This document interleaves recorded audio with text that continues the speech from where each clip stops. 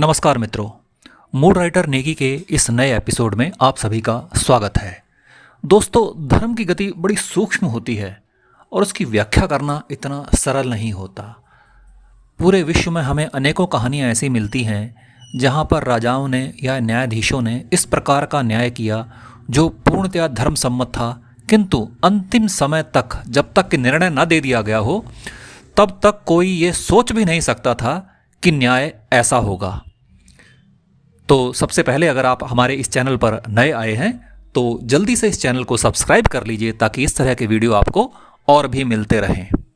तो दोस्तों, लगभग 1000 वर्ष पहले की बात है। महाराज यशकरदेव कश्मीर में राज्य करते थे। उनका जो जीवन था बिल्कुल सत्य, धर्म और न्याय के अनुरूप था। महाराज खुद भी रात दिन प्रजा का हित चिंतन किया करते थे।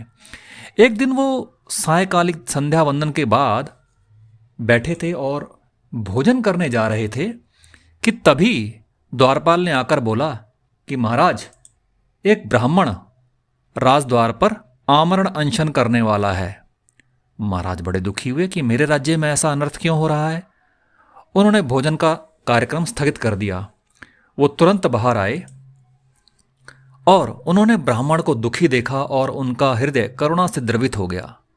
ब्राह्मण बोला, महाराज, आप अपने राज्य में अन्याय का प्रचार कर रहे हैं और प्रजा का मन अधर्म में सुख मान रहा है। यदि आप सही से न्याय नहीं करेंगे तो राजद्वार जो है ब्राह्मण की समाधि के रूप में परिणित हो जाएगा। यह कहकर ब्राह्मण ने यशकरदेव को सावधान कर दिया। महाराज बड़े दुखी हुए कि ऐसा क्यों हो रहा है। उन्होंने कहा, मैंने आपके कथन का आशय नहीं समझा ब्राह्मण देवता। मुझे अपने न्याय विधान पर पूरा विश्वास है। आप जो कहना चाहते हैं कह डालिए। कहीं ऐसा तो नहीं है कि द्वारपाल ने आपसे ये कह दिया हो कि आज नहीं कल भेंट होगी और इसलिए आप नाराज हो गए हैं और आपने प्राण त्याग का निश्चय कर लिया है। ब्राह्मण बोला, नहीं महाराज, ऐसी बात नहीं है। मैं विदेश से यहाँ वापस आ रहा था और मैंने बड़ी कठिनता से 100 स्वर्ण मुद्राएं कमाई थीं। ये अपनी स्वर्ण मुद्राओं के साथ मैंने अपने राज्य में प्रवेश किया और मुझे ऐसा सुनने में आया कि आपके शासनकाल में कश्मीर में सुराज्य आ गया है। रास्ते में मैंने देखा भी, लेकिन एक जगह है लवणोत्सम ग्राम, वहाँ आते आते मैं थक गया और रात को मैं एक जगह सो गया। वहाँ पर उसके पास में ही एक कुआं था जिसका मुझे पता नहीं था या मेरे को ध्यान नहीं रहा सोते समय, और मेरी स्वर्ण मुद्राओं की गठरी उसमें गिर पड़ी। सुबह जब मैंने देखा और मुझे पता चला कि मेरी स्वर्ण मुद्राओं की गठरी उस गहरे कुएं में गिर गई है, तो मेरे पास तो निकालने का कोई साधन था नहीं। और मैंने निश्चय किया कि मैं खुद भी उस कुएं में कूद जाता हूँ, या तो गठरी मिल जाएगी या मैं अपने प्राण त्याग दूंगा। अब मैं सोच ही रहा था कि इतने में गाँव वाले वहाँ पर आ गए और उनमें से एक जो बड़ा साहसी व्यक्ति था उसने कहा कि अगर मैं गठरी निकाल दूँ तो क्या दोगे। तो मैंने कहा, भाई, उस धन पर अब मेरा अधिकार ही क्या रह गया, मेरे से तो छीन ही गया है। तुम्हें जो ठीक लगे, जो अच्छा लगे, वो मुझे दे देना। तो वो लड़का जो था उसने वो गठरी निकाल ली।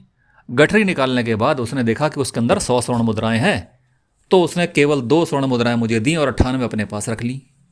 अब मैंने इस पे आपत्ति करी तो उसने कहा, नहीं नहीं, हम तो न्याय पर ही चलते हैं और महाराज यशकरदेव के राज्य में व्यवहार मनुष्य के वचन पर चलते हैं। इस सरलता के कारण जो औपचारिक वचन जो मैंने उसको दिया था उसके ही आधार पर उसने मेरे धन को हड़प लिया। लेकिन इसका उत्तरदायित्व महाराज आप पर है। अन्याय युक्त व्यवहार राज्य में आपके नाम पर होता है। तो ब्राह्मण की कथा सुनकर राजा जो है बड़े उद्विग्न हुए। उन्होंने कहा, अरे, मेरे राज्य में ये कैसा हो रहा है। उन्होंने कहा, आइए भोजन कीजिए और हम कल इसका निर्णय करेंगे। अगले दिन महाराज ने लवणोत्सव ग्राम के सभी लोगों को वहां बुला लिया जो जो वहां उपस्थित थे। ब्राह्मण ने पोटली निकालने वाले पुरुष को भी पहचान लिया और बता दिया कि हाँ, यही वो आदमी है। तो वो आदमी सामने आया और उसने कहा कि ब्राह्मण ने जो कुछ भी कहा है वो अक्षरशः ठीक है, लेकिन मैंने सत्य का पालन किया है, वचन के अनुरूप आचरण किया है। जो मेरा वचन था, इन्होंने कहा जो तुमको ठीक लगे वो मुझे दे देना, तो मैंने इनको 2 स्वर्ण मुद्राएं दे दी। अब महाराज बड़े ध्यान में पड़ गए कि अब ये इस बात का न्याय किस प्रकार से किया जाए। उन्होंने कहा, अच्छी बात है। तो उन्होंने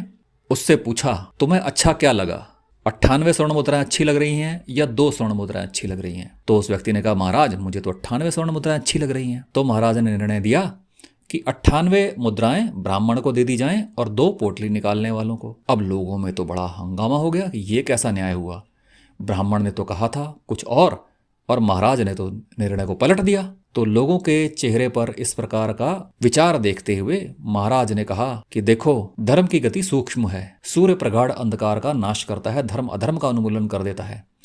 ब्राह्मण ने ये नहीं कहा था कि जो देते हैं वो दे दो, उसने कहा था जो तुम्हें अच्छा लगे वो मुझे दे दो। और अभी इस आदमी ने क्या कहा कि मुझे 98 स्वर्ण मुद्राएं अच्छी लगी, दो नहीं। तो 98 स्वर्ण मुद्राएं जो इसे अच्छी लगी वो ब्राह्मण को दे दी जाएं, यही न्याय है। और इस तरह महाराज ने शंका समाधान कर दिया और उनकी जय जयकार से पूरा न्यायालय गूंज उठा। तो देखा आपने धर्म की गति कितनी सूक्ष्म निकली। लेकिन ऐसा नहीं है कि ऐसी कहानी केवल भारत में ही है। हमसे बहुत दूर एक और बहुत बड़ा नाटककार हुआ जिसका नाम है शेक्सपियर। शेक्सपियर का एक बड़ा ही प्रसिद्ध नाटक है मर्चेंट ऑफ वेनिस। अब उसकी कथा भी सुन लीजिए तो आपको पता चलेगा। एक व्यापारी है वेनिस शहर में जिसका नाम है एंटोनियो। उसको अपने मित्र की मदद करने के लिए कुछ पैसों की ज़रूरत होती है और वो उसके पास होते नहीं है क्योंकि उसका पैसा फंसा हुआ होता है। व्यापारी आदमी है, पैसा फंसा हुआ है, वेनिस से बाहर कहीं जहाज वहाज चल रहे हैं उनमें है। तो वो एक यहूदी साहूकार के पास जाता है, उसका नाम है शायलॉक। शायलॉक कहता है कि मैं पैसे तो तुम्हें दे दूंगा, लेकिन अगर तुम समय पर निश्चित अवधि के अंदर ये पैसे मुझे वापस नहीं कर पाए तो मैं तुम्हारा 1 पाउंड मांस काट लूंगा। 1 पाउंड होता करीबन 450 ग्राम के आसपास। एंटोनियो सोचता है यार ये तो मजाक कर रहा है शायद शायलॉक, और पैसे तो मैं चुका ही दूंगा। तो उसने उधार ले लिया और अपने दोस्त को पैसे दे दिए।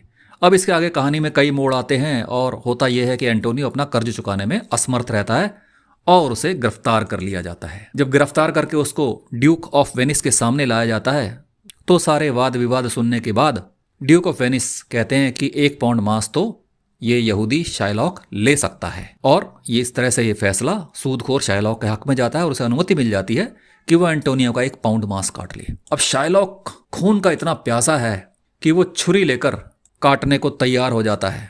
लेकिन इसी समय एंटोनियो की जो वकील होती है वो आती है और कहती है कि देखो, शर्त के अनुसार तुम्हें पूरा 1 पाउंड मांस काटने की इजाजत है, लेकिन ध्यान रहे मांस पूरा 1 पाउंड होना चाहिए, जरा सा भी कम या जरा सा भी ज्यादा नहीं होना चाहिए, और खून बिल्कुल ना गिरे क्योंकि शर्त मांस काटने की है, खून बहाने की नहीं है। अब शायलॉक फंस जाता है क्योंकि 1 पूरा पाउंड मांस काटना, वो भी बिना खून गिराए हुए, ये तो संभव है नहीं। अब वो भागना चाहता है लेकिन भाग नहीं पाता और उसे एंटोनियो के रहमो करम पर छोड़ दिया जाता है। अब इसके आगे तो थोड़ा सा क्रिश्चियनिटी आ जाती है कहानी में और एंटोनियो कहता है कि तुमको क्रिश्चियन धर्म अपनाना पड़ेगा, यहूदी धर्म छोड़कर, और अपनी सारी जायदाद अपने मरने के बाद जो है फलाने फलाने को देनी पड़ेगी। लेकिन कुल मिला के आप देखिए न्याय कैसे हुआ, ये ट्विस्ट कैसा निकला कहानी के अंत में। दोनों कहानी में आपने देखा कि व्याख्या कितनी सूक्ष्म है, न्याय की व्याख्या, धर्म की व्याख्या कितनी सूक्ष्म है। तो ये कहानी आपको कैसी लगी ये हमें अपने कमेंट से अवश्य बताएं, हमें आपका इंतजार रहेगा। धन्यवाद।